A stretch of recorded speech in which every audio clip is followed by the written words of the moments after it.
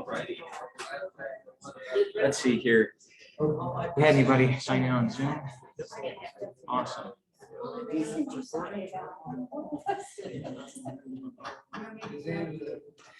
Alrighty. Okay, folks. Well, hey, first of all, I want to thank you for coming down tonight. You know, no matter where you traveled from, we greatly appreciate it. You know, obviously, we've got communities all across the planning area that are going to be receiving ARPA funds at some point or another, and you got you know, maybe some ideas of what you want to do with that in your community, but you know, it's a hard process to navigate, so we're really excited to have you here. I'm sure you're all familiar with MOCAN. You know, we're the regional planning, we do regional planning here for Buchanan, Andrew, DeKalb, and Clinton, and then Donovan and Atchison, Kansas as well. And so we you know, work on things like this, you know, and as well as economic development, hazard mitigation, transportation. We have a lot of different things, you know, and just any help you need in applying for grants or learning more about ones for your community. So tonight we've got a presentation here from Dr. Jennifer Hagen, who is the former chair at Missouri. Retired. Well, but you were retired. Yeah, but you were yeah. I was. Yeah. Yes. Yeah. But, I'll tell them that story. Okay, yeah, you're good. But yeah, Dr. Hageman, you know, is fantastic. She's already doing a lot of work on guidance with ARPA up in Andrew County. So, you know, we're very excited to have her. And without further ado, I'll introduce Dr. Jennifer Hageman. Any applause. In fact, that makes me a little nervous. Okay, so I am here to maybe give you some insight as to what you will have to do when you get your fiscal recovery funds. That's my primary goal tonight, is to help you get an idea of what's expected of you. But I think I need to first introduce myself a little bit, because you're probably wondering, what's she doing up here? I mean, because I don't come from an accountant background. I'm not a certified public accountant. I'm not a risk management consultant. I'm not a lawyer. Okay, I am a recently retired math professor and department chair from Missouri Western. I retired back in May of 2020, and I didn't realize that I was retired until August, when I didn't have to prepare for classes. And at that point, I decided that I needed to have a life purpose, because I needed a new challenge. I was not going to just sit at home. So when I heard that Andrew County Treasurer Cindy Easley was looking for someone to help her monitor the CARES relief funds that Andrew County was allocated, I applied. And so, you know, having no background really in this area was a little bit challenging at the beginning. In fact, at the time I got hired, I knew how to balance my checkbook. I knew how to use QuickBooks to manage our family farm's finances. I knew how to manage a $100,000 academic budget. I knew I had minimal, I don't know. Okay, thank you. I had minimal experience monitoring federal grant money, but I was familiar that they like to have a lot of documentation. So how could I possibly have anything to offer? Well, the skills that I do bring to the table are skills such as being organized, detail oriented. I understand how to use technology, and I'm open to learning new skills and the language that comes along with those skills. So my point here is that you all can learn how to do this. I learned how to do it, and I can tell you, I still have questions. Even though I've gone through it once, I still have questions, and you will have questions. But my philosophy is to empower you to be able to do it on your own, or at least know where to go to get your answers. Okay, so hopefully what I have to share is a little bit helpful. Okay, so I did say you're not alone. All right. What do you have that's out there to help you? Well, there's a lot of resources available to you. Some of them are free. Resources like this workshop that MOCAN is putting on. There's all kinds of state and local fiscal recovery fund informational websites available that have been put out there by regional and national government organizations like the Missouri Municipal League, the League of Kansas Municipalities, the National Association of Counties, the State of Kansas Recovery, Office of Recovery. Oh my goodness. How many of you are from Kansas? Okay, so I hope that you realize what a blessing you have with that recovery office website. There's a lot of resources there. And then of course, there is the United States Treasury. They have a website that's devoted to everything that has to do with the coronavirus state and local fiscal recovery funds. It's a long phrase, but they have a very thorough website. You just have to become familiar with it. Now, all those things are free. There are some resources that are not free. You could find a risk management or accounting consultant that would be there to assist you, but they cost money. And we know from experience at Ender County that they cost quite a bit of money. But you know then that you are doing exactly the right thing. It does take a little pressure off. So you may want to consider that. You can use some of your fiscal recovery funds to fund those administrative expenses. So that's a possibility. Okay, but no resources are more important than these. These documents that are these three red documents posted on the DOT's website. After this presentation is over, it's my understanding that you will all get an electronic copy of this PowerPoint. So when you do, you can open it up, and these are all active links that will go straight to those documents, that website, and you won't have to type all that in, okay? But it's there as another resource, free, which is a good thing. All free is always good. Okay, so the first thing here is the interim final rule. It's not the final rule. The final rule should be coming out at any time. I was hoping that it would be out before tonight, but no such luck. They did finish taking questions on the 16th of July, so it should be, I would think, anytime, especially since there's a report due at the end of this month. But we'll see. The frequently asked question document, the most current is dated July 19th. It should be updated as well at some point, hopefully when the final rule becomes available. And then there is a compliance and reporting guidance document, which is helpful, but I feel like it's incomplete, which is obvious because we don't have all the information for the various reports yet. So it's helpful, but not as much help as I would like it to be. Okay, so I think before we get too far in though, let's take a look at some frequently used acronyms. Okay, so you're all familiar with ARPA. I know that one's the easiest one to remember, American Rescue Plan Act. All right, from that, underneath that is the coronavirus state and local fiscal recovery funds. Because that is such a big title, it's sometimes shortened, all right? And it's funny, you can hear the Treasury staff members in their webinars, they use SLFRF, SLFRF. It just rolls right off their tongue. Well, that's because they talk about it on a daily basis. I prefer to shorten it all the way down to FRF, Fiscal Recovery Funds, and it's everybody's funding, okay? So if I say FRF, that's what I'm referring to. And you will see that used in various documents as well. The Department of Treasury is the DOT.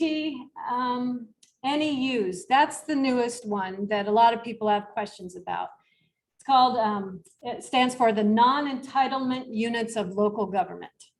Now, personally, if I'm from an NEU, which I am, I find that title a little insulting. So I had to figure out how can I make peace with that, because I don't like that. So the way I think of it is this way. The non-entitlement units of local government, smaller entities, less than 50,000 in their population, are not entitled to apply to the federal government to get their money. They have to request their money from the state. That's the only difference. Because once you get your money from the state, you become a primary recipient of those funds, and you still have to report directly to the Treasury. So that's the only difference between you and all the other entities. And so giving you that name is just, it's bothersome. So that's how I view it. Non-entitled to apply for funding directly to the Treasury, but you have to report there. Okay. The NLC is also a great resource, National League of Cities. And as far as I can tell, they have a lot of resources available that are free, even if you don't have membership. So that's another thing. A lot of these organizations, like the Missouri Municipal League, offer resources and make it available to you for free, even if your municipality is not a member. You just have to look for it. Yeah. Okay. All right, so for Kansas folks, Kansas requested their NEU dollars from the Treasury at the end of May. And so they've had almost 3 months to get that money out to their NEUs. Missouri didn't get their request in until August 4th. So we're a little bit behind, but it's not an issue. After, let's see, 3 days after the state requested their money, they were supposed to have received all of their NEU funding from the Treasury. And then at that point, when they get their money, that's when the clock starts, and they have 30 days to get that money out to all their NEUs. Okay. They can ask for an extension if they, for some reason, are having trouble reaching out to all the NEUs and making sure that they are aware that the funding is available. So they can get another 30 days. And I think Kansas may have even asked for a third one, because they had a deadline of August 15th to put in their requests. And I think I heard in a webinar today that almost all of the NEUs in the state of Kansas had requested their money. So they should be good to go. Now, because of the fact that the Missouri NEUs probably, how many of the NEUs from Missouri have requested money already, gone through the process? Okay, a few. All right. Okay, so that's good. If you already know how to request your money because you've already done it, then you can just sit back and say, I got this, I know what I'm doing, all right? But for everybody else, I'm going to focus on Missouri because they're the ones who are probably in most need of knowing how to request those funds. All right, so the next few slides will focus on that. Okay, so first thing you got to do is go to the state treasurer's website. And again, this is an active link, and I'm going to go there right now, and you're going to print off the NEU application. I find that if you see it happening, it will help you to remember what you should be looking for when you get there at home and you do it on your own. Okay, so let's go to that website. Okay, so when you first look at the state treasurer's website, you might think you're at the wrong place because all of this is COVID-related expenditure data. But if you scroll down, there are a bunch of links. American Rescue Plan, non-entitlement units, and for NEU government leaders. That would be you all. All right, so you go down there, there is a memo here dated July 29th that it gives you some instructions. Okay, but the application is the next link here. All right, so let's zoom in on this a little bit so you can see it in the back a little bit. Okay, so notice you have two options in your application. You can request the allocation, or you can decline the funding allocation and transfer it back to the state. And then the state can follow the guidance provided by the federal government and use the funds in the same capacity. They can't use it just for anything. It has to be the same that you would have been able to use it for. Now, I don't think anybody is recommending that an NEU does that. This is a treat that you've been given, right? A little bit of a blessing. So figure out how this is going to work for you. And hopefully I can break this down into smaller bits so that it doesn't seem so overwhelming. Now, having said that, I know by the end of tonight, you're going to feel overwhelmed, but I hopefully will have given you enough guidance to get you started so that you feel a little more comfortable. So I would hope you don't do this. Even, For clarification, if you do decline it and forfeit it back to the state, they're not obligated to use it for your correct. municipality, right? That is correct. Whatever. Right. Has to be under the guidance. Right. Absolutely.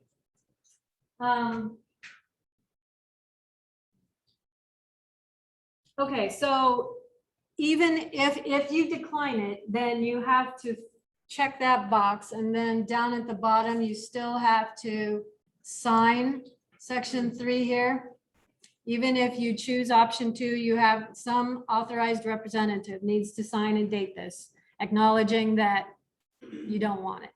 And once you've done that, even though the money comes to everybody in 2 tranches, 2 installments, right?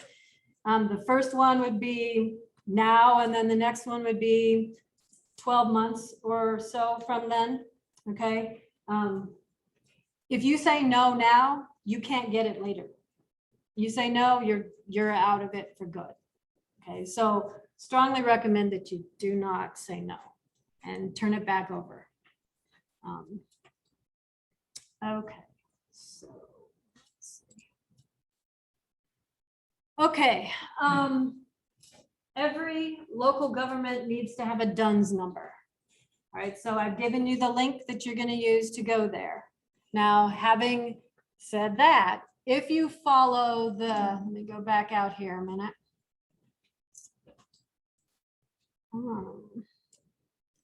Actually, let's look at this. Is it on here?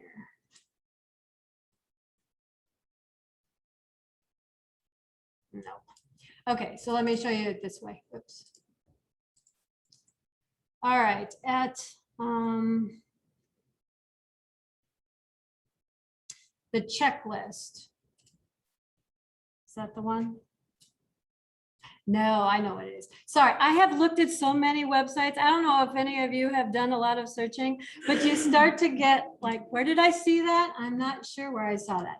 Okay, so my apologies. Let me go back up to the non-entitlement units, FAQs, not by the Treasury, but the Office of Administration in Missouri. So if you go in there, it talks about the DUNS number, right? It gives you a website. Do you see that that website right there is different from the one that I've given you? All right, don't use that one. It gets you there, but you have to, when you get to that website, then you have to search for where you need to go. And it takes you like 3 more clicks to get there. So use the website that I've given you right there. That's the one that takes you straight to where you need to be, okay? All right, so you need to have a DUNS number. Basically, that's showing that you are in a financially sound position to accept money. Then you need to gather some information. You need your local government name, your tax ID number, that DUNS number, and your address. You need some authorized representative name, title, and email address, a contact person, name, title, phone number, an email address, could very well be the same person, I suspect. Okay, and then financial institution information, because the state of Missouri prefers to give you the money electronically. Right? They don't require that you do it that way, but they strongly recommend it. It seems easier to go ahead and do that. I would also recommend that you create a new bank account specifically for this money. It makes it easier to monitor if you don't have to separate it from your other accounts. So it can be interest bearing, and you get to use the interest on anything you wish. It doesn't have to be money that or expenses that are outlined in the guidance from the federal government. Anything you want, you don't have to give it back. It's a good thing. So interest bearing account is the way to go. Jennifer, I understand your recommendation for a new account, but is it required? No. No. Right. Okay. All right. So once you have all that information, you're going to need all that for the application. The application is a PDF, so you have to print it off and then handwrite it in. Okay. All right. You have to confirm your local government's total annual budget. And that includes both operating and capital expenditure budgets in effect as of January 27, 2020, when the public health emergency started. Now, if your jurisdiction doesn't adopt a formal budget, they are allowing the most recent total annual expenditures as of January 27th. Okay, and you can do that instead. Now, it's not clear to me, based on what I've seen, how you're supposed to communicate to the state what those bottom line totals are. But I can tell you that when you submit your first report to the federal government, they will ask you for the official documents. So you may not have to submit the official documents to the state when you request your money, but you will need to submit those documents to the federal government. Okay, so you may as well get them now and include it in your application.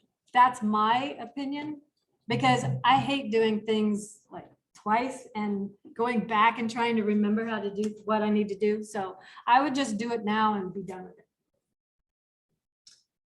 There's also 2 U.S. Department of Treasury documents that you have to review and sign. One has to do with the award terms and conditions. There's a lot of requirements in there. Things like following the Civil Rights Act.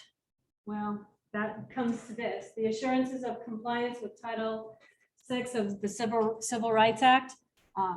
That's another document. There's 2 documents there. The terms and conditions has all kinds of other guidance that you have to agree to as well. So you will want to print those off. Now, there are links to those in the application. Right, so if you go to the application, print it off, you'll see it, but they're active links. So all you have to do is keep that application open and click on them and they'll pop up. Everybody okay so far? All right, so let's go one more. All right, if you've never received money from the state directly, then you will need to print off and complete the state of Missouri's vendor input application. Basically, it's a way for them to get your electronic transfer data to put the money into your account. Okay. Again, a link is provided in the application. So if you receive money from the state of Arizona before, you don't have to fill that? If it's current, they may still, yeah, I knew what you meant. If it's current and it hasn't been too long, then it might be that you don't have to, okay, but. How do you find out? Actually, there were like, I don't remember, where are you from? Clarksville? I'm not sure. There were in Andrew County, there were maybe a half a dozen municipalities that weren't on the books. It's only a single page document. It's probably the easiest one to fill out. So, and you It's may, actually should be taken to the bank, and your banker will fill it out and sign it. So it's something that somebody else will take. It care of for you. implies you're supposed to turn it in. We got money from the state tonight. I had to do that. I had to fill it out when I was working at Missouri Western for some work that I did through the Department of Higher Ed, because there was some compensation involved, like mileage, and I had to fill it out to get paid. I So- would say if you do not actively receive funds by direct deposit, I would fill it out and send it. Counties are always receiving direct deposits, and so ours is active all the time, and we didn't need to do that. But if it's not active and you don't regularly, I would do it just so that you don't miss that. Any other questions on that one? Okay, so let's review. All right, there are 5 separate documents that you want to save electronically somewhere on your computer that you will remember where it is. Okay, so I would one thing that you're going to find out about me in this short time that we're together. I like to organize things in such a way that I can find it when some financial auditor contacts me and asks me to provide supporting materials. And while I love being challenged by those requests, I prefer to be able to send it back to them within a few hours and say, here you go. Because then they're like, wow. And it's like, cool, you know? And so I am totally on board with being good at file management and using a common file naming procedure, something to make it easy for you to find all these things, okay? So maybe a folder called FRF Missouri application. I don't know, but something that will allow you to know what is in your packet. So 5 documents: the completed and signed NEU application, your budget documents. Again, I would recommend just submitting those because then it's done, right? If you would prefer not to do that now, you can always just give the bottom line number in the context of your email when you send this off. But the federal government will be looking to find that bottom line number when you send your documents in your first report. So if you use the same document, then no doubt that they're going to match. And you're speaking of the 2020 budget, not the 2021, correct? As of January 27th. Yep. Yep, whatever budget you've got at that point. Okay, so there's 2 documents, the application. What? It's your budget as of January 27, 2021, so. No, 2020. 2020. Let's go back. Yeah, it is. It's Okay, when it- all right, yeah, you're right. Yeah. Are we good? 2020. Okay. Yeah. Okay, so 5 documents that are included in your packet: the application, your budget or expenditure documents, whichever approach you're taking, your signed terms and conditions document from the Treasury, your signed assurances of compliance with Civil Rights Act, and the 5th one is your Missouri vendor input application. Those 5 documents. I would give them meaningful names that has your NEU name in there someplace. Fillmore, someplace, right? Okay, so that they will not lose it. Because imagine they're getting all this stuff.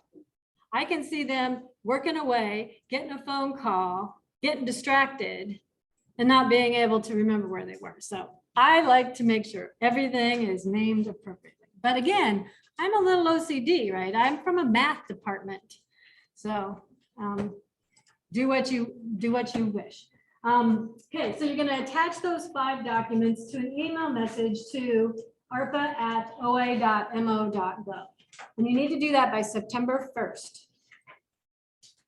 So hopefully I've given you everything you need to be able to do that.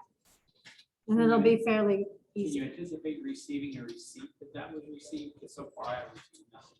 Really? How long has it been? Okay, hold on a second. I requested a receipt. Probably a bond or something,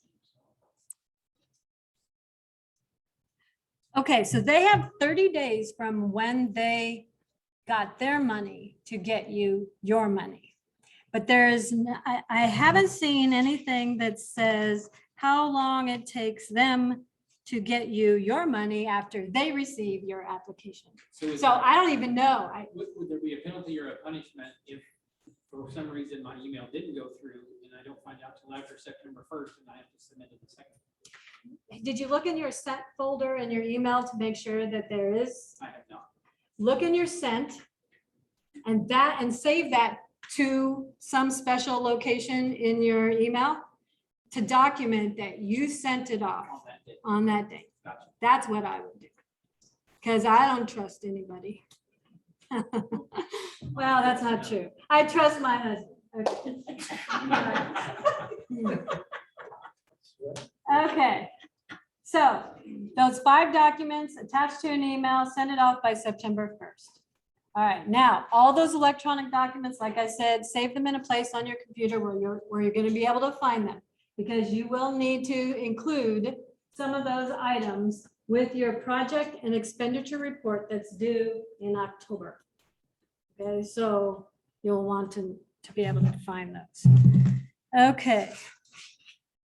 We talked about that. All right. Okay, so NEU allocation amounts are determined by your population, but they're capped at 75% of your most recent budget as of January 27, 2020. Okay, so for example, say initial calculations indicate that your NEU is supposed to be awarded $100,000. I'm choosing that because it's easy. Right? So it turns out that your budget is exactly $100,000. Will you get all $100,000? No. You only get 75% of your budget. So how much will you get? $75,000. The other $25,000 has to go back to, it doesn't actually ever come to you. It shouldn't come to you. If it does, you need to give it back. Okay, so let's think about that a minute. So you're supposed to now get $75,000. $25,000 of it is supposed to go back to the federal government. You get 2 payments. How much should your first one be? $37,500. Right. But that 75% is a cap, right? So It's a cap. you're right. not guaranteed 75%. Correct. But what I said was, at the beginning of my example, is that let's suppose your initial allocation was $100,000. So by your population calculation, you were supposed to get that. But it turns out your budget was 100,000. So that means that you can't get what you were allocated initially. Does that make sense? Okay. The state would then have to send the $12,500 back to the federal government. You don't have to mess with that. Unless you end up getting all of the 50,000 that you shouldn't have, right? Then you need to send it back. Okay, the state will assign you an NEU number, and that NEU number is going to be used throughout the whole program. You will use that in your application, or I'm sorry, your reporting to the federal government. So you, whatever that NEU number is that you get assigned, keep tabs on that. I've already mentioned that it comes in 2 tranches. Okay, so as soon as you get notification that you've been given the award, and before you submit your first report, you have to register with sam.gov. If you've never received federal money before, directly from them, then you need to get on sam.gov so that you can submit your reports in that system. Yeah, it's basically a treasury portal. And that's where you'll upload your reports. So after you get your notification that you have the award, but before you submit that report at the end of October, you need to get on the sam.gov. You also have to be careful about getting on sam.gov, but you have to be careful about other agencies. They will bombard you trying to help you do that. And there is a fee included in that. Yes, there is no fee. Yeah, there's You no should fee with never have to sam.gov. pay a fee for sam.gov. Exactly. Thanks for pointing that out. You will need your DUNS number to register on It sam.gov. does look official. Yeah, they make it look good. Yeah. No fee. And you will need to update that annually throughout the program. Okay, so. Okay, They do remind you that it's time to redo that. well, that's good. Yeah, all 25. Okay, good. Okay, so the time period covered by the funds.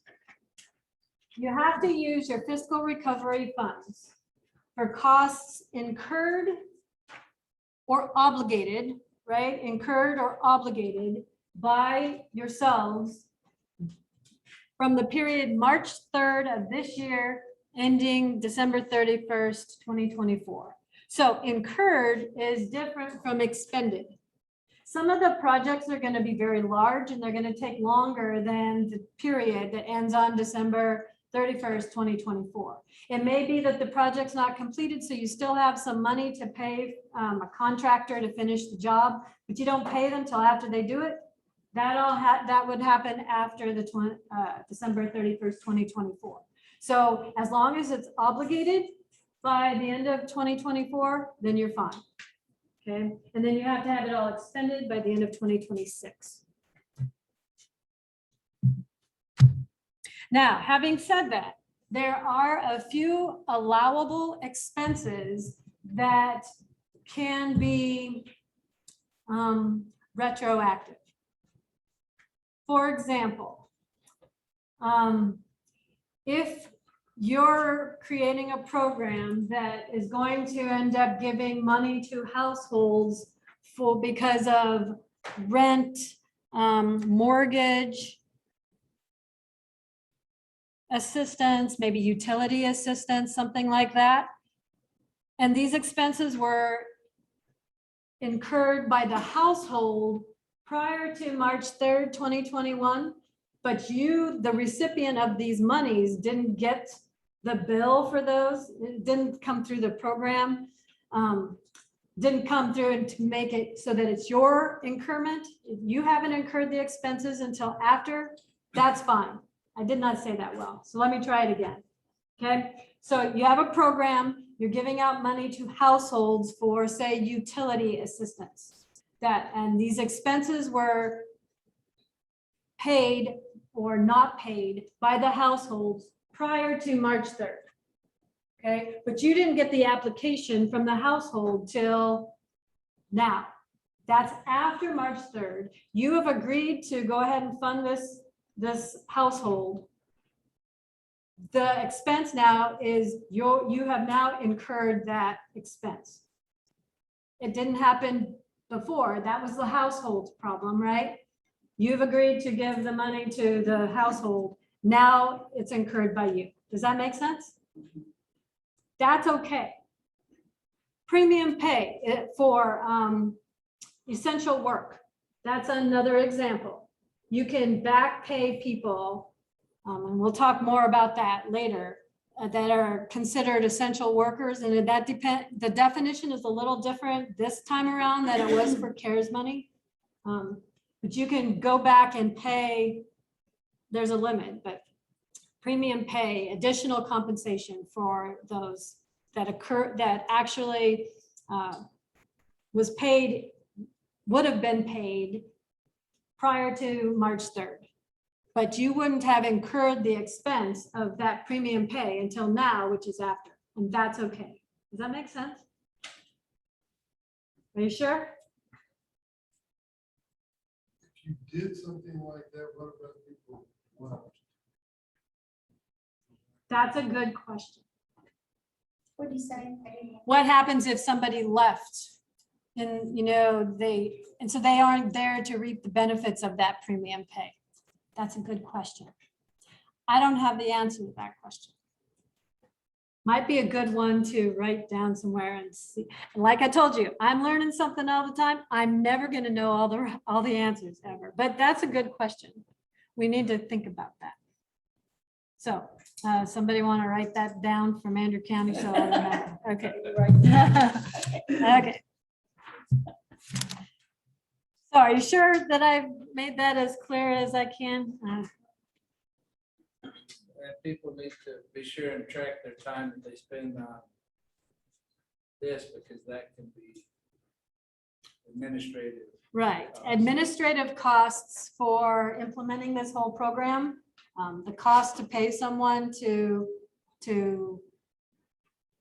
determine how you're going to allocate the funds, make sure you've got all the right documentation, the monitoring, constant collection of documents to support what you've spent the money on. That takes a lot of time. So whoever is doing that, this will be above and beyond their regular duties, and they should be compensated. Out of the funds, right? It's not something above and beyond what, you don't have to take it out of your own monies. Do you have a question back there? No. Yep, we good? Okay. Okay. All right, so I have watched a lot of webinars. And the topics have been on the interim final rule down to procurement policies. Okay, so inevitably, everybody that's participating in these webinars navigate to the same type of question. And that is if I wanted to spend the money on this, is that an allowable expense? Everybody is like really focused in on that. And while that is an important question to ask, there are so many other things that you need to be worrying about right now that I don't know. And I get the feeling that the Treasury staff and the risk management consultants are getting frustrated that that's always the question. I don't know if any of you have watched these other ones, but I'm getting the sense that they're getting frustrated that that's the constant question. And I understand that, because most of us haven't had to deal with this kind of money before. And we want to make sure we don't spend it on the wrong thing and then get slapped, right? So I get that. These are the 4 eligible use categories that you can spend your monies on. Public health emergency, response to the public health emergency, or negative economic impacts related to that health emergency. Premium pay, we already mentioned about that. For the provision of government services, but there's a little bit of a potential for mistake here. It's not, you can't just use this for any government service anytime. It's only if you've shown lost revenue. Okay, we're going to talk about all these in more detail in the slides to come. And then investing in water, sewer, or broadband infrastructure. Those are the 4 big eligible use categories. Now you do have considerable discretion as to how you're going to use these funds to meet your needs. Everybody has different needs. All right, so there is a lot of discretion, but you do need to be really familiar with the interim final rule and the FAQ document. Those 2 documents are key. They do provide a non-exclusive list of potential ways you can spend the money. But they do, because they can't list every possible thing, right? So instead, what they do is they offer you things to consider and a framework to consider when you're trying to determine if something is an eligible expense. Right? So they give you some narrative. And at first, when you're reading it, you're thinking, oh my gosh, reading through all this is just horribly uncomfortable. And it is. But the more you read it, the easier it is to get through, to find what you're looking for. So I would strongly recommend, again, to go back to the guidance. And when you find some narrative in the guidance that seems to justify an expense that you want to make note of that and reference it in some type of document associated with that expense. Because that way you can create justification for why this expense, it may not be in their non-exclusive list, but you're convinced that it should be covered. You can give them justification for why you think that. I just can't imagine that they won't be open to any evidence of due diligence. If you've actually tried to do right by your constituents and spend this money appropriately, I can't imagine that they are going to be too strict. But that's me talking, not them. Okay, so. Okay, so let's take a look at each one of these a little bit more closely.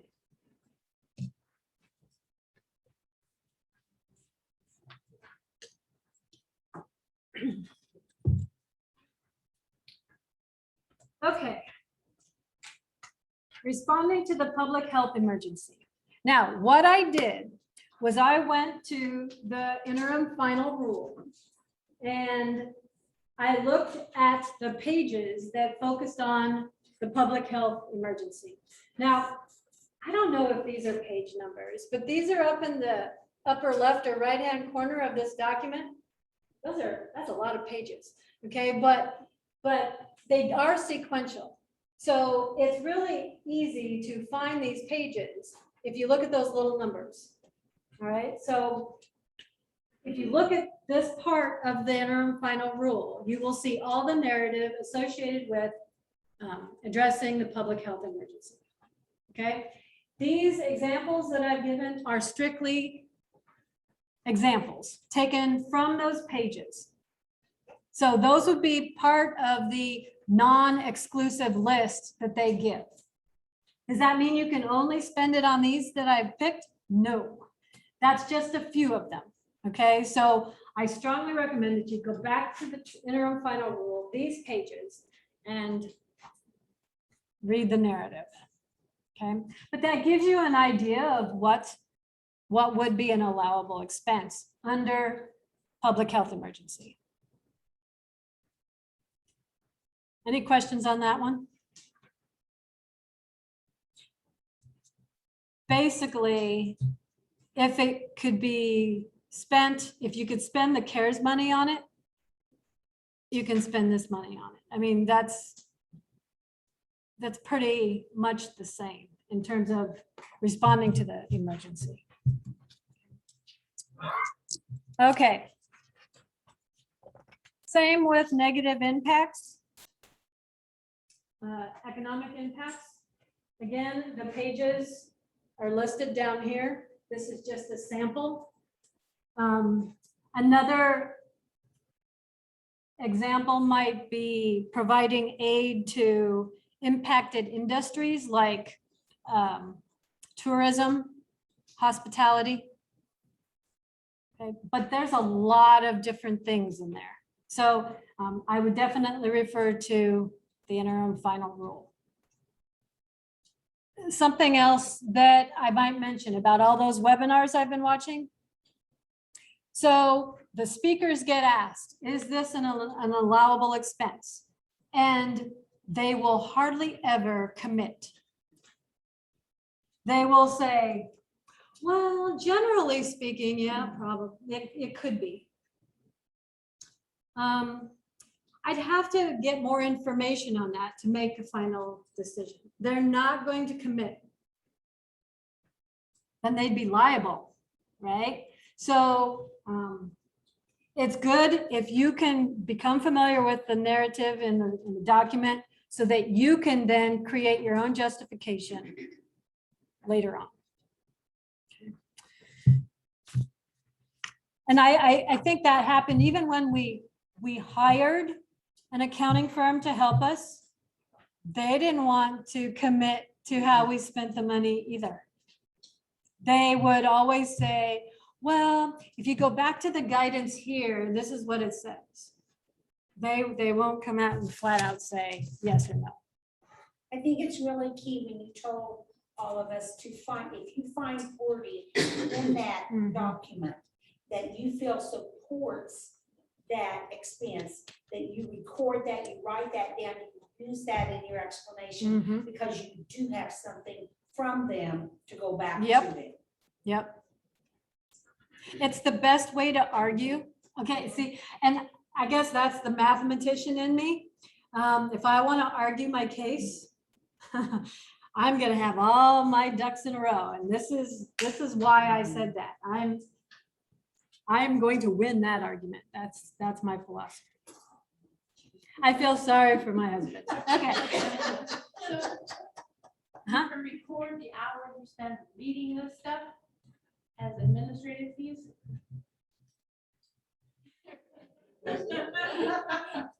I mean, okay, so. Reasonably. Yeah, if you, all right, so I can tell you that I am now helping Andrew County with this next round of funding. And I refused to read that documentation until after I knew I was going to be hired, until I got the job, because it is really boring and I fall asleep. Okay, so I notice now, if I start to fall asleep, then I don't clock those hours because I'm moving too slow. I mean, I need to do it early in the morning when I'm awake so that I don't fall asleep. So yeah, because I don't want to charge for time when I'm not at my best, right? So yeah, within reason, I think you could do that. But I'll let you- For me anyway, even at my best, I'll probably have to read it a couple times. And to understand it. exactly. And the thing is, the more you read it, the more you read the FAQs, watch these webinars that I'm referring to, the more you hear the language, the easier it is to understand. And I think if I go back now and reread the interim final rule, and I'm actually looking forward to reading the final rule, which is weird for me to say, okay? But I'm looking forward to it because I know that I have the language in my bag now, in my bag of tricks here, and I think I can figure out what's going on better. So it's immersion. Immerse yourself in it and it'll be easier. Yep. Not fun, but it's easier. Okay. And if you did the CARES money, it is easier. And those of you from cities and the smaller towns, you didn't do that. So that is exactly how we felt a year ago. Yeah. So it's easier maybe this time because we're a little more aware of those terms, but I definitely felt like I was thinking before, so. Oh, they made plenty of new terms for this one too. Yes, they did. Yeah. Okay, well, let's take a look at premium pay. All right, so essential work, according to the fiscal recovery funds, is work that is not performed while teleworking from a residence. So if they clocked hours at the business, in the hospital, that's fine. But if they're working from home, whatever it may be, then that's not allowed. It involves regular in-person interactions with patients, the public, or coworkers of the person performing the essential work.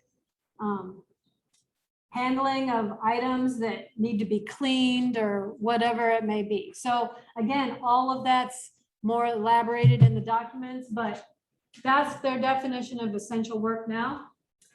And the premium pay, notice I've italicized additional compensation.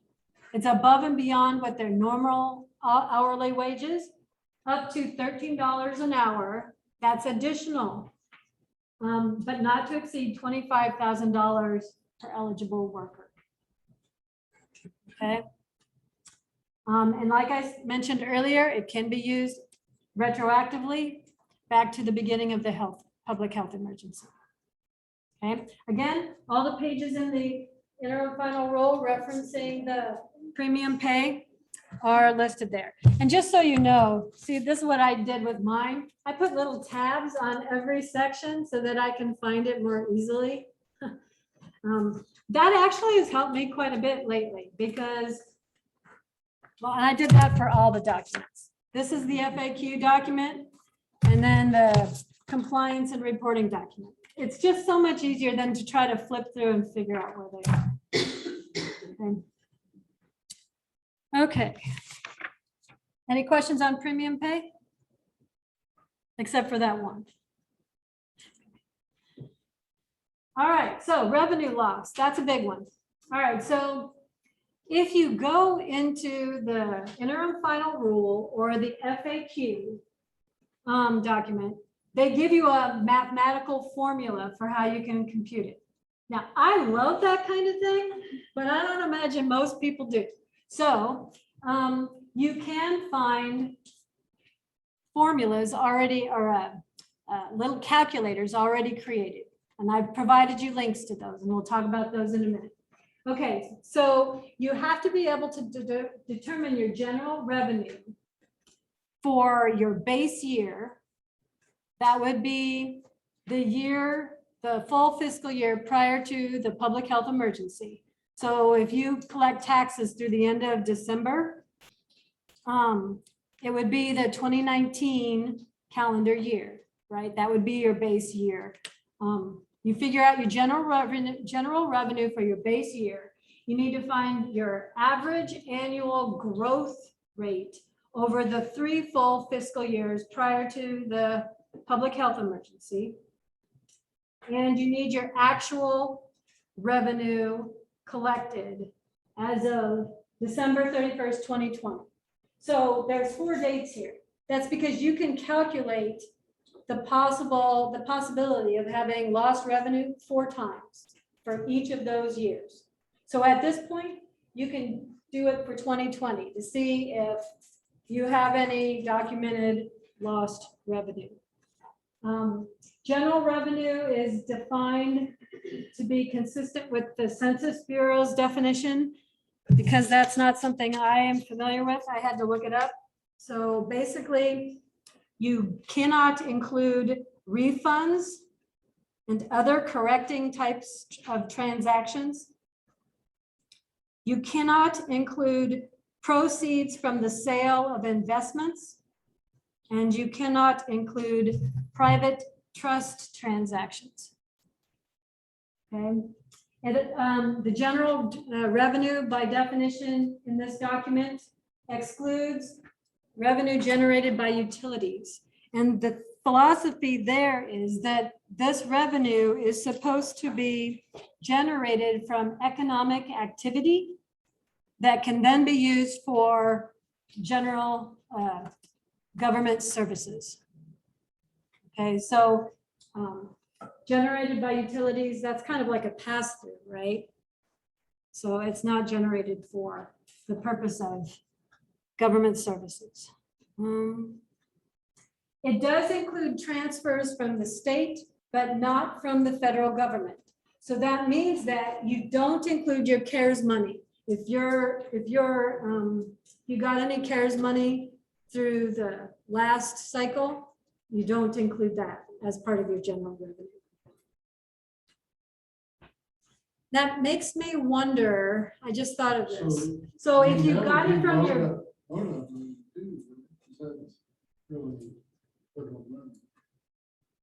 anything that comes from the federal government has to be excluded. For counties, you have to keep track of their CFA schedule and that is all federal funding. And so you would not include any of that. So then my next question then is, if some entity got money from their county, from their county's CARES money, it didn't come from the federal government directly, it came through the county. So do they have to exclude that? They do, because those funds are actually attached to that number. They can trace that back to, and I think that has a lot to do with that FAME number. and being able to trace that on back to where it originally is part of that pool that came from the federal government, and that all carries the same number all the way through. Hmm.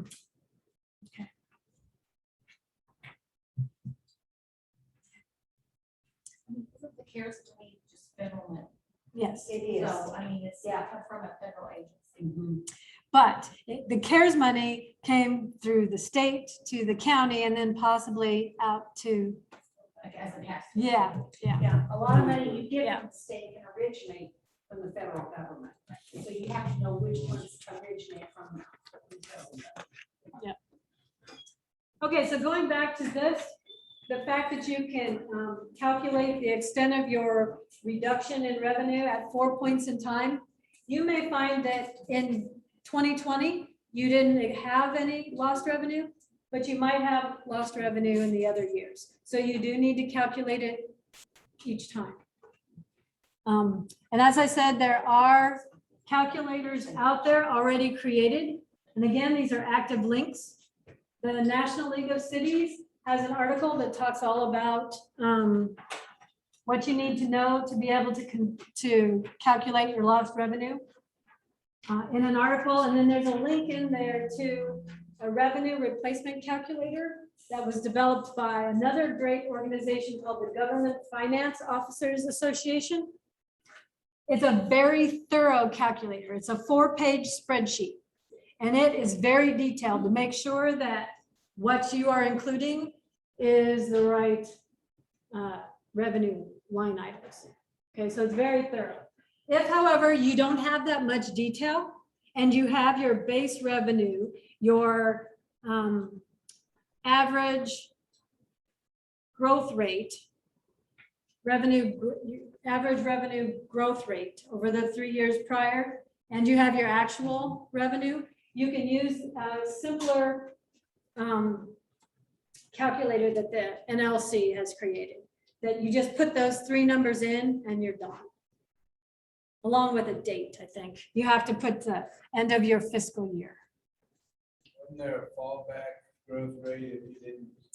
Yes, okay, so the growth, and that's where this nice formula is, but okay, so if you determine your average growth rate over the last 3 years was, say, 2%, there is a 4.1% growth rate that's presumed to be what is expected by the government. So if your average growth rate is less than that, you can use the higher one, which then means that you might actually have lost revenue that you didn't realize you had, if you didn't grow as much as you were expected to, as they were expecting to. So it's worth your time to check this out. Because if you get money through revenue loss, then you can apply it to government services, such as these. But again, you cannot apply revenue loss money, or I'm sorry, you cannot apply your fiscal recovery fund money to these types of projects if you don't have a revenue loss, right? Only revenue loss can be used to apply to these. Does that make sense? Okay. So if you've spent all your money and then 2023, you discover you have a loss, you're not likely to get more money. Correct. So if you've allocated all your money, say by Oh. 2023, and then you discover in that final year that you would qualify as. You used up your funds. You're not likely to get more. That's why you should reserve some maybe to, I don't want to think. yeah, think about that. Although if an NEU, for example, doesn't get all the money up to their 75% budget cap, it could be that the state will be able to give more money up to that cap. So that's still a possibility for them. For counties, maybe not. Yeah, because we don't get from the state. No. Okay. We good there?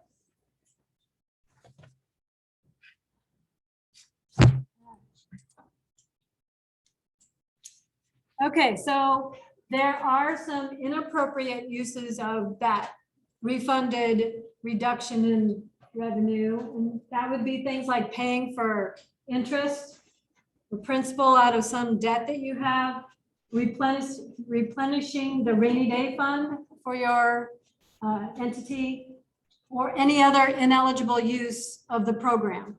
So you can't use it for something that the program doesn't allow for at all.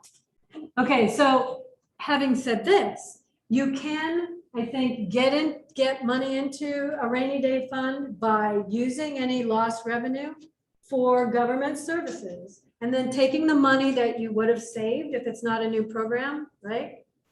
Save that money and then put that money into your rainy day fund. So you can't do it directly, but you can do it indirectly if you show that you've got it. That's my understanding. It just can't go straight into the rainy day fund. Use it to pay for some government service. Okay. Then there's the infrastructure projects. For the water and sewer projects, basically, if it's a project that would have been approved by the EPA's Clean Water or Drinking Water State Revolving Fund, then it's an acceptable project. It has to be something that they would view as acceptable, and then it's fine. But you cannot use your fiscal recovery funds as a state match for those projects if it's a state project, because there's a restriction on these two funds that exclude federal monies from being considered a match. What if you already had sewer projects, water projects, wells? Have you paid for them all already? For 20 years. No, if not, I mean, they're in process. I think that I've heard that question asked before, and I do believe that you can pay for some of it. I mean, like, what you haven't paid for it, but it has to be incurred costs as of March 3rd. So, and I have a feeling that you have to make sure that all the guidance, like the procurement policies and all of those requirements by the federal guidance, have to be followed, have to have been followed. They have to be in. Yeah, if you are using We're in these, the SRF. right. So I think so, but I would definitely look into it.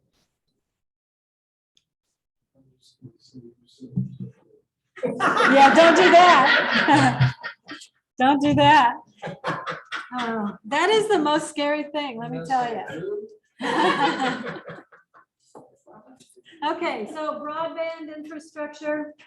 There are certain guidelines as to how reliable the service has to be with the projects that you engage in. But these projects do have to be designed to serve unserved or underserved households and businesses.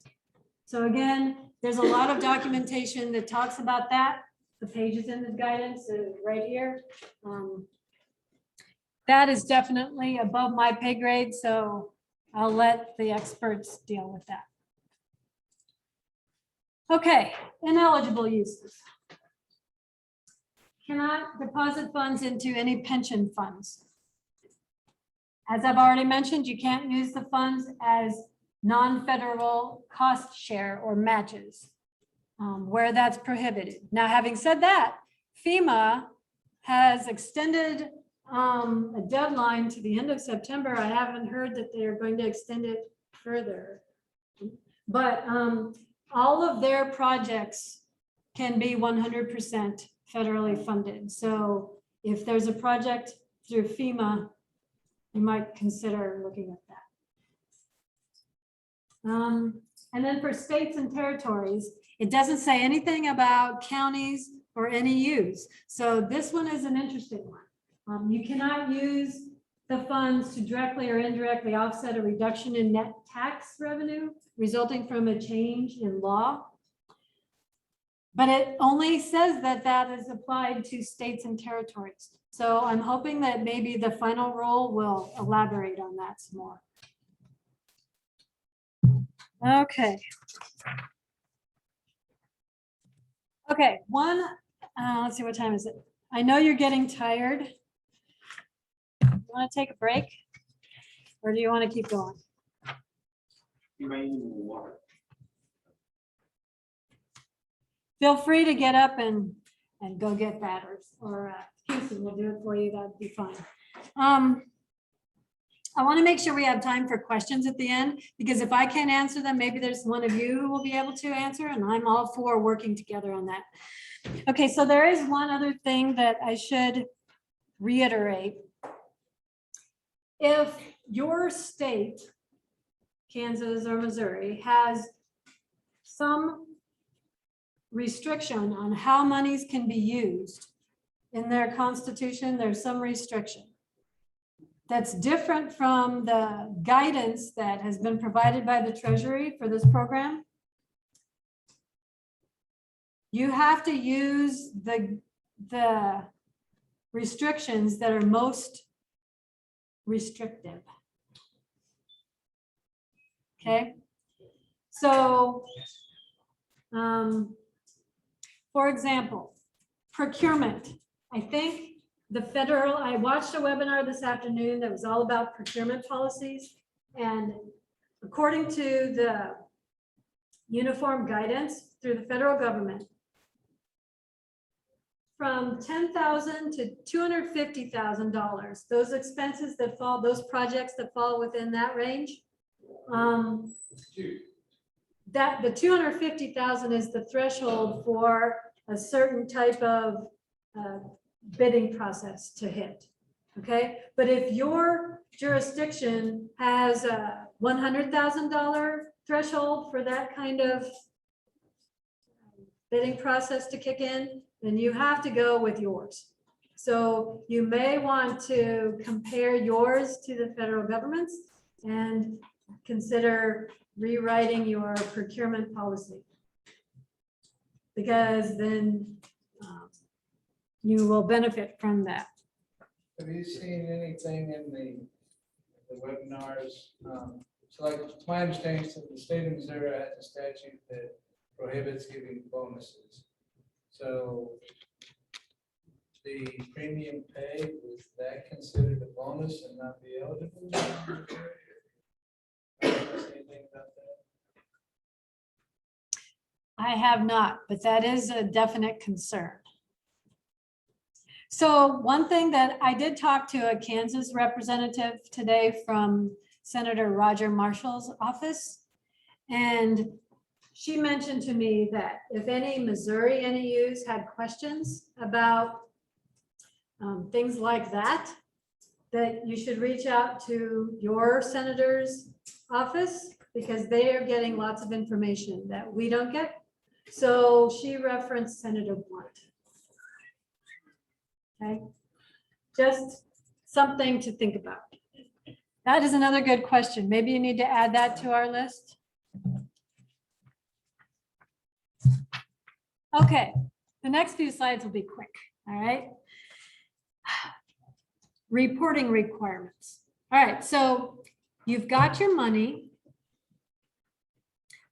and you have got all of your internal documents in order. We're going to talk about those in a little bit as well. And you've decided how you're going to spend your money. In general, you have a process all outlined as to how you're going to spend it.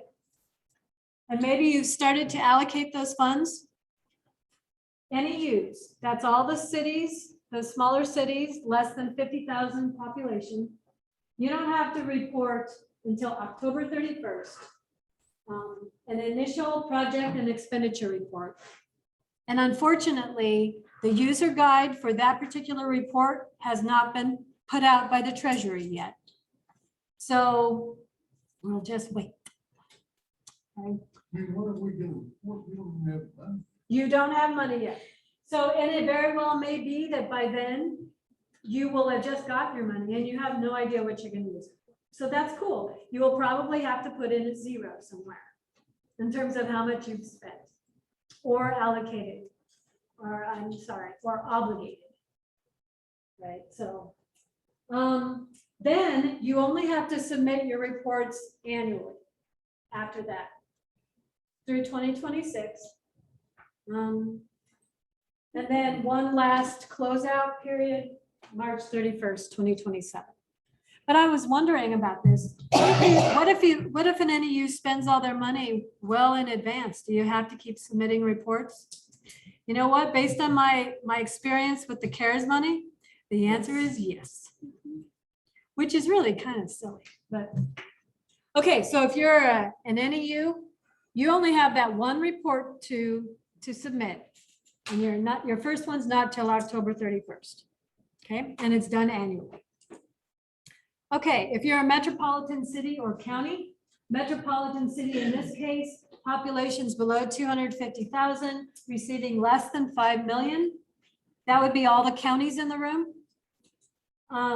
You have an interim report that's due August 31st.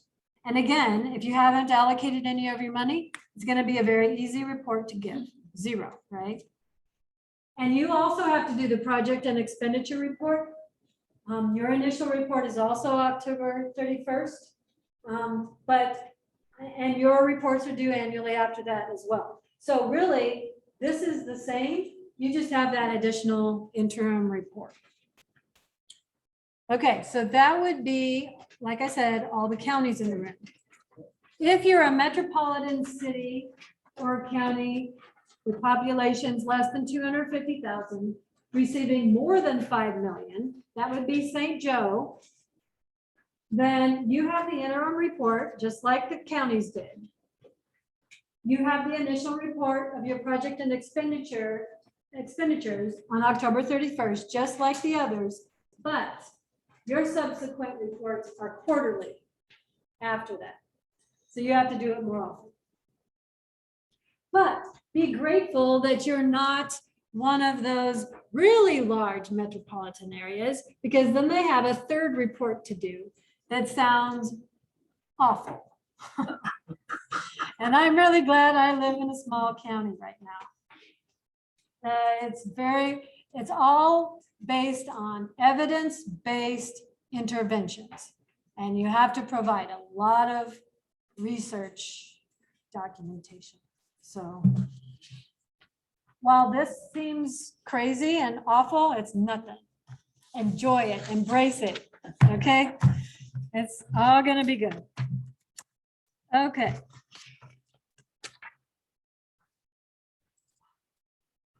Well, this is one good thing. We at least know these dates and that. We didn't know that with CARES. Deadlines would just pop up at new times. And so this is really easy to prepare for. Yeah.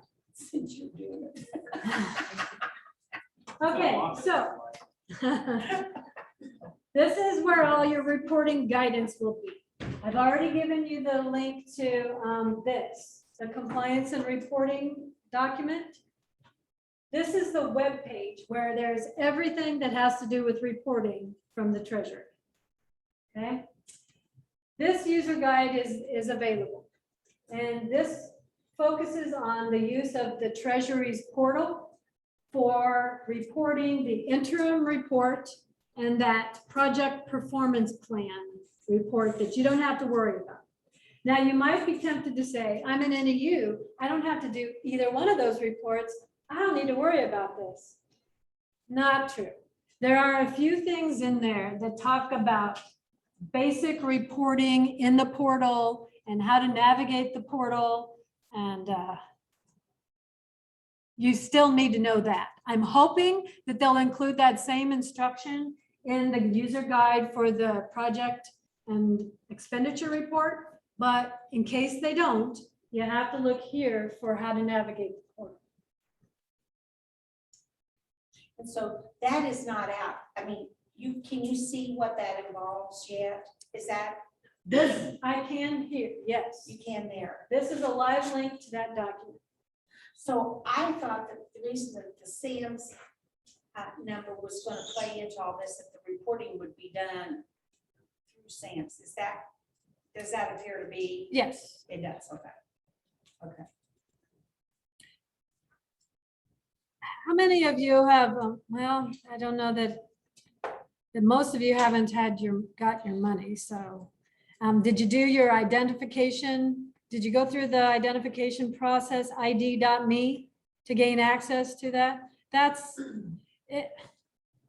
I think that is through SAM's, right? sam.gov. No, I don't think so. That's the Treasury's, right?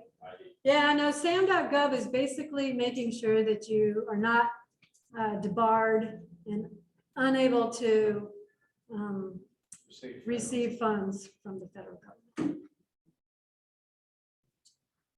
So yeah, the ID.me process is pretty intense. You got to provide them with your driver's license, your passport. They have to call you, yes, selfie. They have to phone you and verify everything. You have to show them all of your documents that you've uploaded and sent off. So, yeah. But I don't think that. Yeah, I think the end user are going to have to do that as well, because that's where you do the reporting. It's through there. But that hopefully all those instructions will come as soon as they finish the user guide for that report. Okay.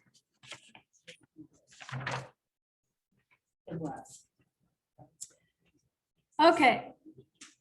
So from this point on, these are things that, well, okay. Let's talk about these first two slides and then I'll elaborate.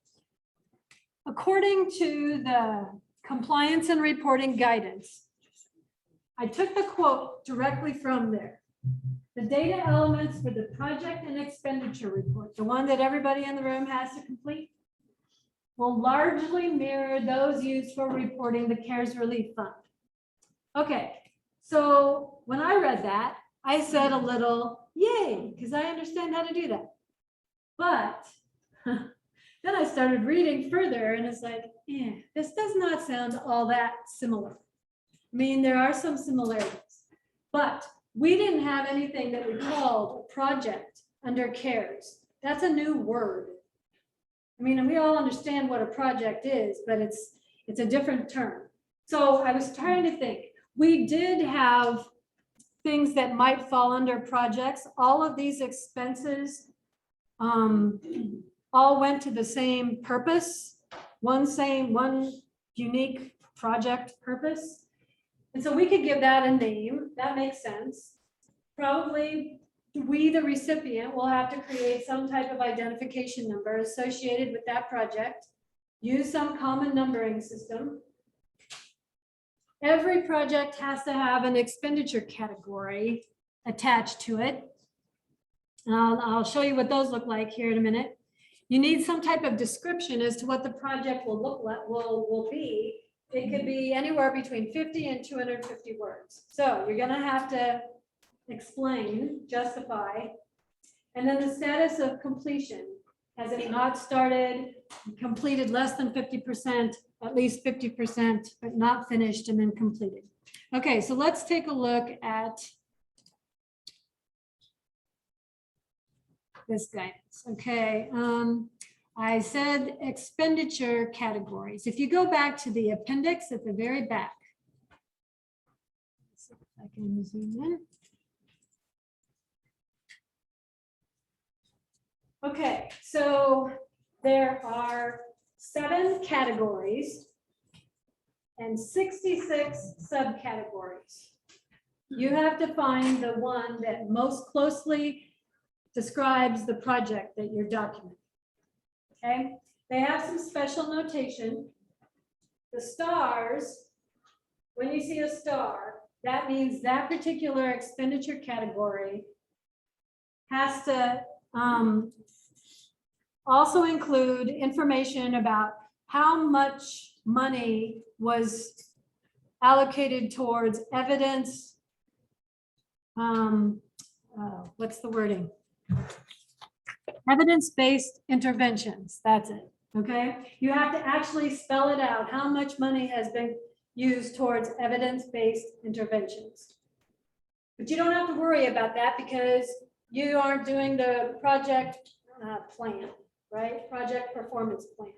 So that's really only for the very large metropolitan cities and counties. Okay. Having said that, though, you're welcome to use evidence-based interventions if you wish, but I can't imagine you're going to want to because the work to document that project implementation would be too great. So then there's the little carrot. That one is important because if there's a carrot there, then you're also going to have to provide documentation as to how much of the money was allocated to a quality census tract, which is an entity or an area that consists of a population where half of the household's income is less than 60% of the area's average income, or at 25% or below or above, which one is it? Or more, 25% or more poverty level. Okay, so it's based on HUD's definition of a quality census tract. Qualified, thank you, sorry. Too many acronyms, I can't remember them all. Okay, thank you. Qualified census tract. Okay, but does that mean you can only spend this money in those types of areas? No. If you feel that you need to spend money in those areas in a part of your jurisdiction where there are substantially a high number of households that have children on free and reduced lunch, or what else? How do you get that information? To know if that area, how it qualifies? Well, I suspect that kind of information, the free and reduced lunch, you can get that from the schools. DESI would probably be good. But basically, if you can find a community that could benefit from that particular line item, that expenditure category, and you can justify why that community was harmed by COVID, then you can use that as your justification. So those first two examples, the carrots are on vaccination testing, they would automatically qualify as addressing COVID pandemic needs. So they wouldn't have to, those two would maybe not the best example, because they're gonna be allowable. They're gonna be qualifying no matter what. Whether it's. But you're still gonna have to document how much of that money went towards qualified census tracts. So those symbols basically are saying you have more documentation you're gonna have to provide for those particular items, more justification. Okay. So like I said, there are 66 of those.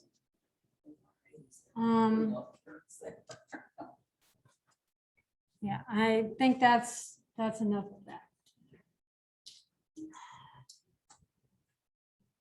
Okay, so again, this particular report, the project and expenditure report, has no user guide yet. But according to the compliance and reporting document, in addition to projects, you will have to document subawards. That would be contracts, grants, loans, transfers, direct payment of at least $50,000. And then they start listing all these things you're gonna have to collect, all this information. Notice you'll see I put et cetera on here because I got to the point where I understood what they were wanting up here, but then they started talking about projects again, and I got confused as to what it was they wanted. So I don't have all the answers with regards to this, and I'm hoping the user guide for the project and expenditure report will answer all the questions I have. But right now, I don't know all the details there. So maybe MoCan will want to have another one of these when that report becomes available, and then we can sift through all that together. Okay. So everybody take a deep breath. What can you do after you requested your money, right? So you're all gonna leave here and you're gonna go get those 5 documents put together, right? You're gonna submit that to the state through the ARPA email account. And then you're just gonna sit and do nothing and wait? No, okay?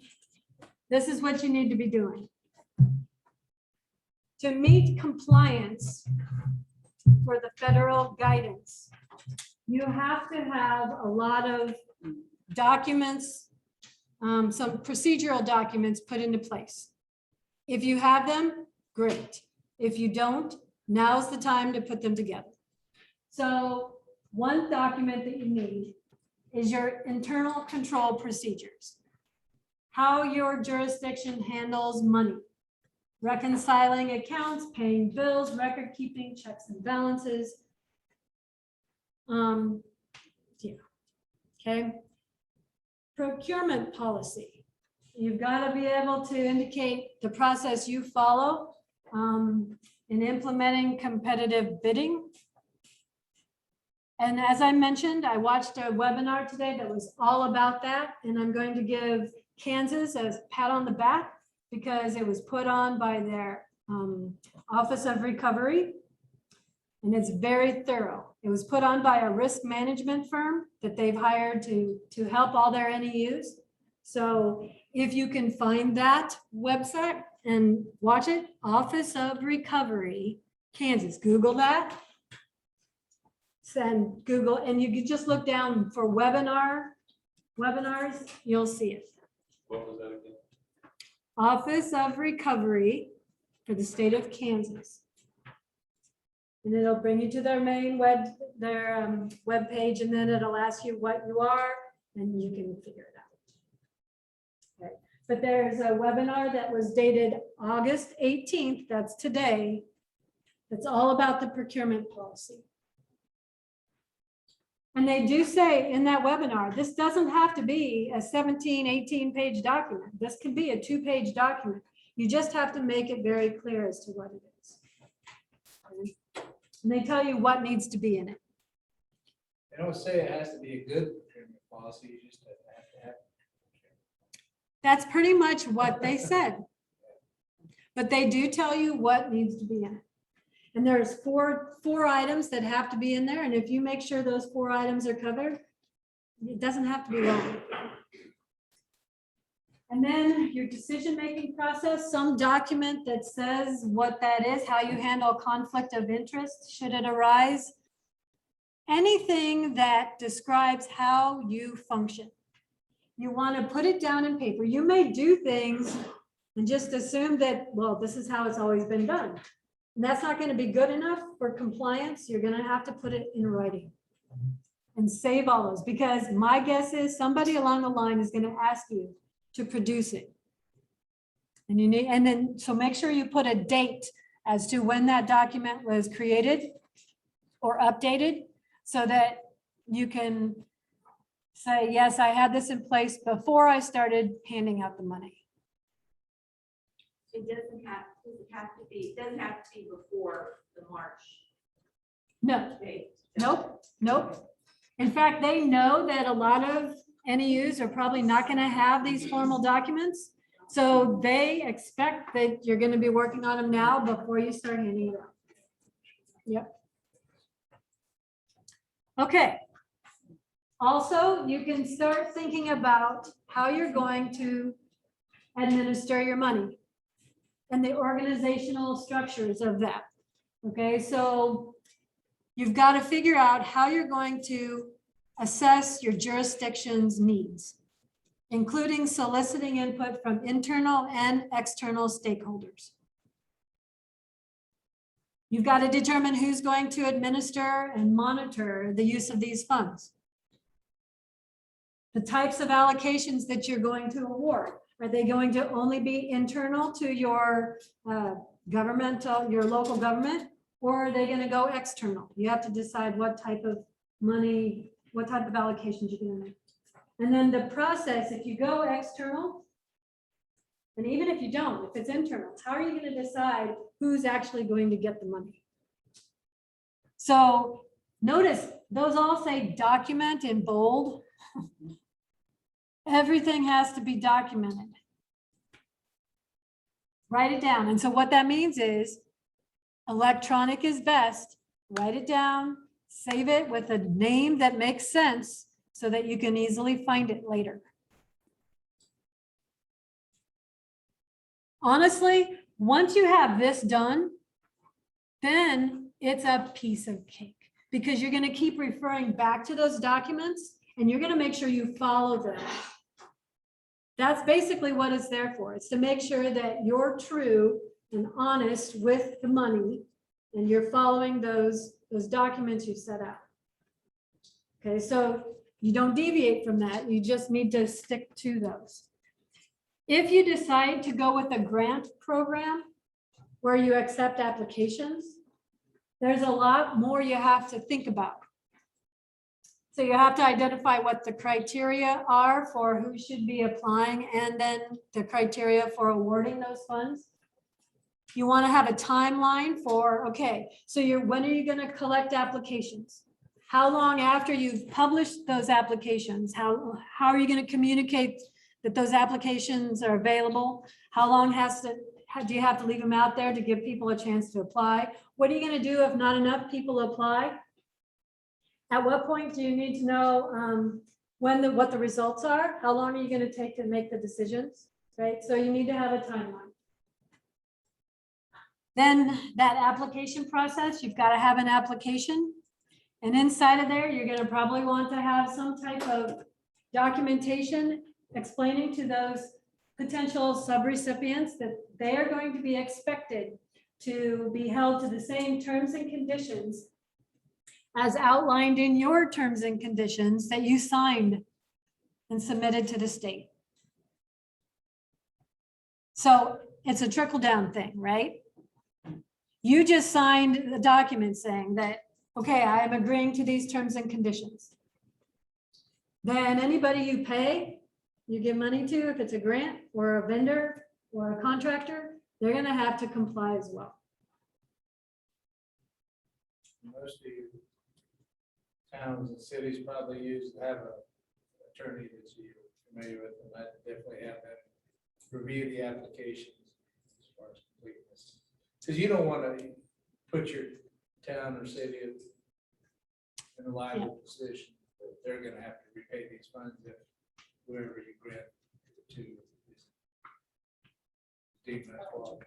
And that's where this risk assessment comes in, right? So you get these applications and you're going to have to look and see if they are financially sound according to their DUNS number. Obviously, households wouldn't have a DUNS number, but there's other things that you can consider in terms of risk. And I think when it comes to paying individuals or households, their basic philosophy is if it's within reason, like how the government, the federal government sent out money to everyone, right? If it's within reason, that amount, like $1,400, that's one thing. You don't want to make it 10,000 to a household. That might look suspicious, right? So if it's a vendor or small business or a subrecipient bigger than a household, then they have to register with sam.gov.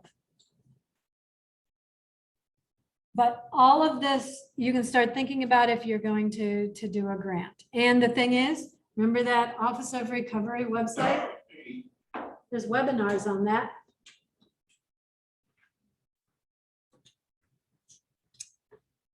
So thank you to the state of Kansas.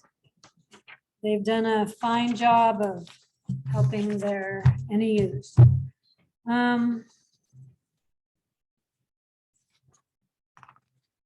Okay. The rest is just my little spiel on what my experience has led me to come to realize.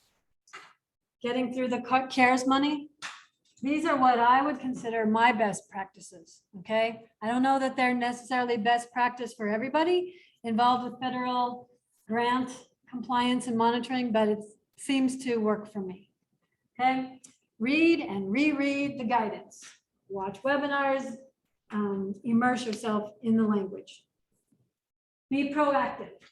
Get all your guiding documents together before you start giving out the money. It's not very easy to go back after you've given it and try to make it fit. It feels a little uncomfortable. Be consistent. Once you have your guiding documents, refer to them. And if you deviate, if you have to deviate because you, for some unforeseen reason, you came up with something that you didn't consider, okay? And you want to deviate. That's fine, deviate, but document it and give justification for why you deviated. And if it's reasonable, I suspect it'll be all right. Save everything. Everything. Emails, phone conversations, document them. Save everything because you don't know what you're going to be asked for. And here's a list of the things that we saved. We saved every subrecipient's application. And any person that applied that didn't get money, we saved those as well. Their risk assessment documentation, we saved all of that. Award letters, signed award agreements, invoices, photos of completed work, bank statements with cleared checks, images of cleared checks, all of that, save it. Document all account transactions. So one thing that we ended up creating is a general ledger that summarized all the allocated and obligated expenses. And then monthly, we made sure that it balanced with the bank statement. And then collect any information related to every disbursement. All right, so the spreadsheet that we ended up giving the state as part of the CARES money was very, very big. Okay. These are just the titles of every column in that spreadsheet that I had to submit.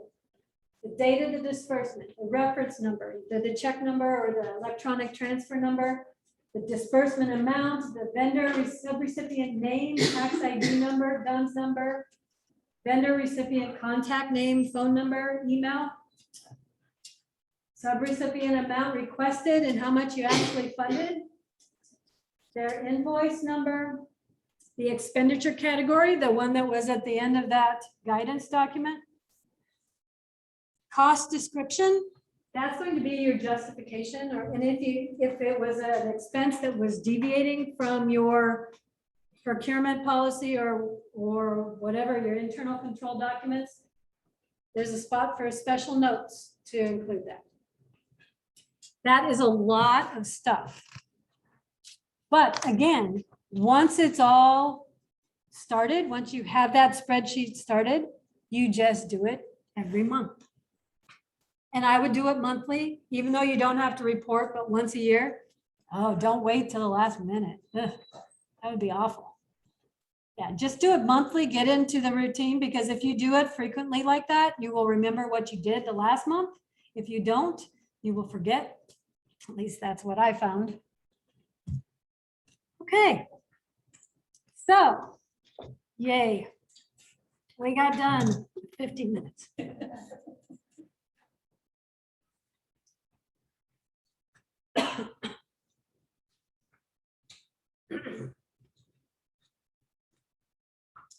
Any questions? So you can take your lost revenue money that you get and go buy a mower for the parks department. Because that's not public safety. It's my understanding. Oh my gosh, I haven't taught for a year and a half. I'm not used to speaking for an hour and 45 minutes. As long as it's a government service, if it's, and it's lost revenue that you've been given, Right. then it should be fine. That's my understanding. So I got one of these questions. I saw one webinar. Storm sewage. Mhm. Did you hear that? Stormwater is included. And also heard streets were not. Roads are not unless you had to like dig a trench for something and then it's to repair that part of it. Street. Right. Or if you're building a road to mass vaccination site.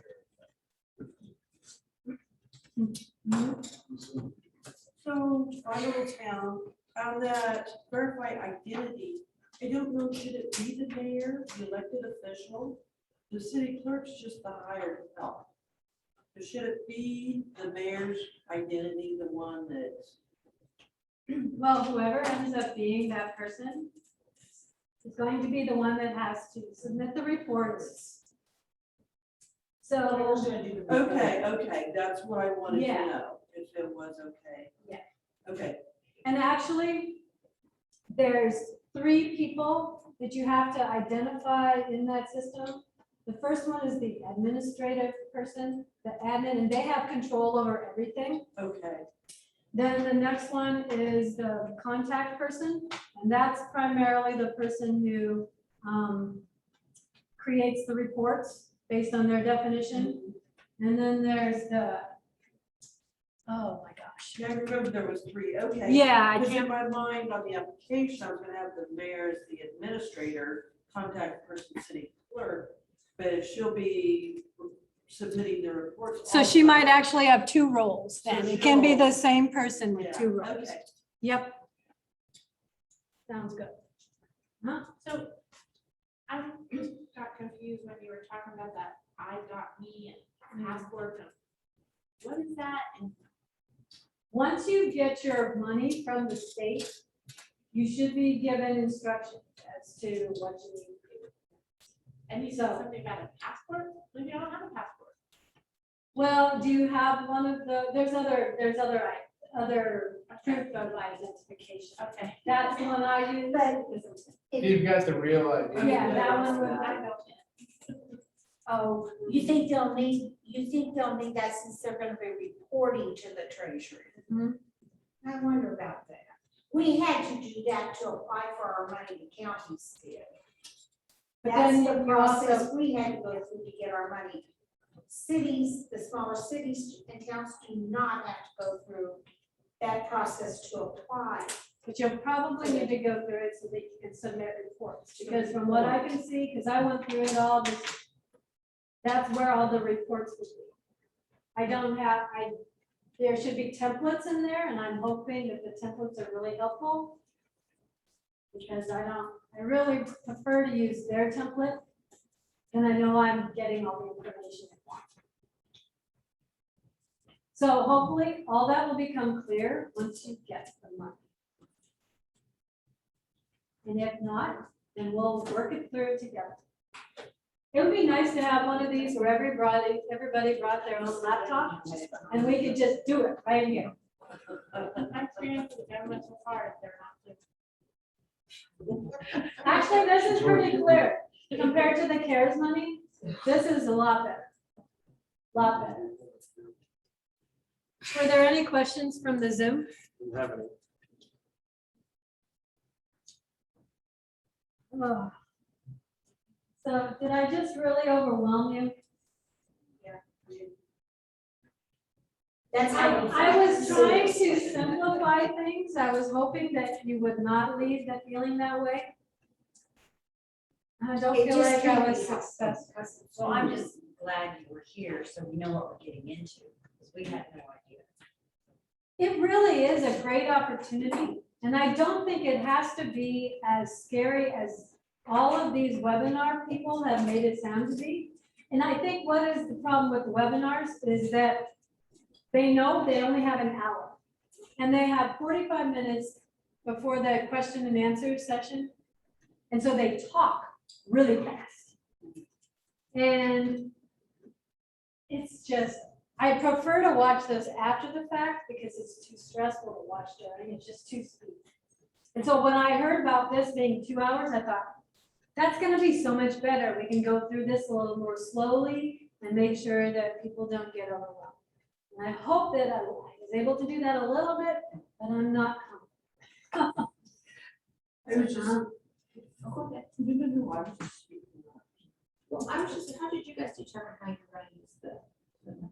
We don't know yet.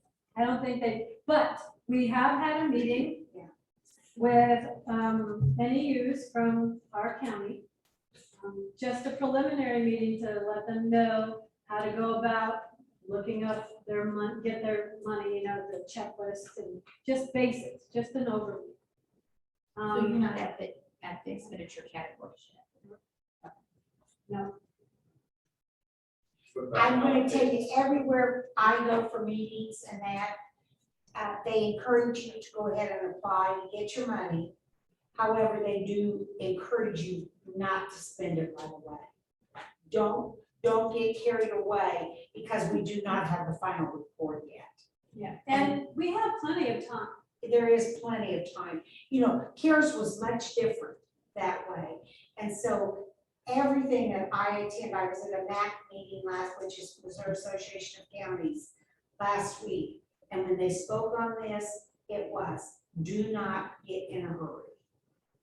Get everything figured out, get all the information you can get first, and then start your process. We contacted the cities in our county, and we have met with them. We are going to meet with all of our water districts. We're broadband, we've already met with broadband. So then who's gonna decide on what projects? Or do you guys have a committee? Is it like a group of people? It's big. Essentially, it's up to the county commissioners at the county level, but we've suckered a few other people to help us.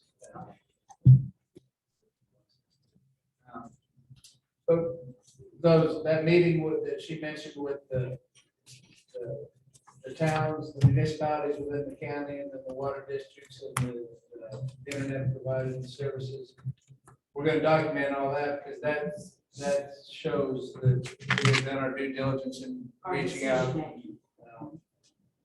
gathering information as far as how it's running. That we're doing other things too. We've also done some business entities as well. They're going to want to see all that in an audit, which we know. You just can't put enough emphasis on how important it is for people to be able to work together. You are a team, and that you're trying to do. I've always felt my job. I'm the treasurer, and I've always felt my number one responsibility is to my county. And part of that responsibility of mine is to be able to work with the other office holders in that. That's part of my job. And we need to do that and be open and try to help one another. And as you talk among yourselves more, this becomes, it is easier. But I honestly know how you all feel right now, because that's how we felt with the CARES money. It was just like, it was overwhelming,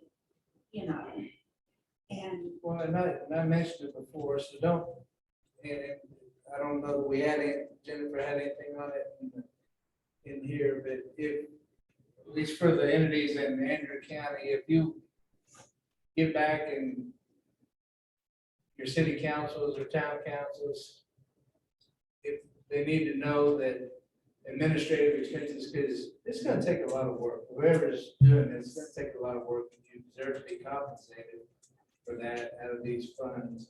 So those of you in the Andrew County, anyway, if you want to contact Cindy or the commission, myself or any other commissioners, we can kind of attest to that and give them the opinion that we think they need to compensate whoever's going to take this on.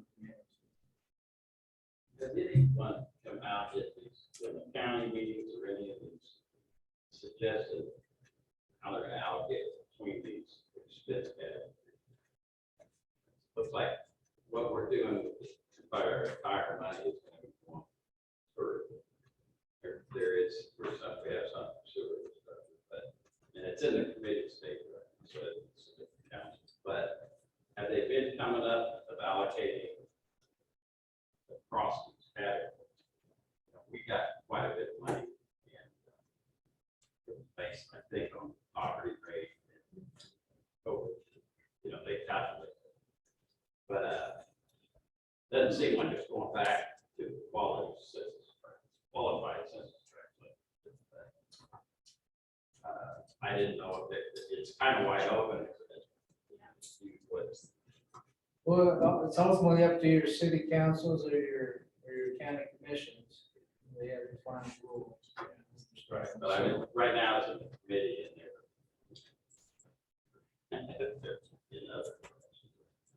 I wish we should do that as a presentation for this committee. So, I don't know if you saw part of it. I didn't know that you were from St. Joe's now. So it's, People can have suggestions and ideas, but what they're not aware of is that you still have to meet requirements. It still has to tie back to local. We have to keep that in mind. That's why this is going on. yeah, just with that causal and the causal connection or whatever that came out earlier, I'm not sure. They take it that consideration. Except, you're right, except like The sewer, broadband, the sewers, stormwater, and and wastewater. that qualifies. That just qualifies. You don't have to tie that back to COVID. Those are projects that qualify. Sewer, water, and stormwater, broadband. She had those all listed together there. Water. And water. Yeah. Those qualify. And I'm not sure, so they just passed the infrastructure bill too, which allows money to a lot of those as well, so I don't know where we're headed. Yeah, this is not finished. You It's not mentioned, the end. like if you're starting to look at your business. They did pass that bill. You have to be doing it. Well, I'm thinking the ones who said that, I think some kind Yeah, well, then you have to decide on how much risk you're willing to take. If you give money to a business that is not financially stable, then what happens if they go out of business? Really? You have to decide how much risk you want to accept. That's for that risk management. I'm not saying what they do. Yeah, I'm it is just saying just- that the ones who you're right. struggle, the ones who slow down, Mhm. you're not flush with money. Yeah. You're struggling. You're there. Well, and I don't know if the risk is so much that they're gonna go out of business, but if they're out of business and then, I'm not saying that's not a risk from their standpoint, but as far as you giving them money via grant, the risk is that in an audit, they would be found, it would have been found an unallowable expense. So the risk you're managing is as far as the documentation. Because if they are out of business and you gave them money, and even though you have had them sign an agreement that they'll refund any money that's deemed unallowable in an audit, if they're not in business anymore, they're probably not going to pay you. And that does need to be on their applications. They need to know that. That if it was found, if it's really not allowable for that, they know they have to pay that back. That has to be in your documentation. So your applications have to cover what you've signed to get this money too, they have to have that in their applications also.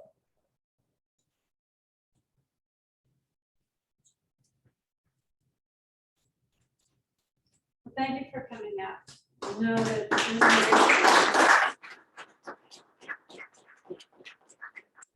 You really always going higher well like I do. We're gonna make sure that we have contact information between all of you, exchange that way in case, you're like, hey, I like that idea they had up there across the room. Communicate afterwards, so. And you'll get a copy of this PowerPoint as well, so you can get into all those resources without having to type them. Thank you. All right.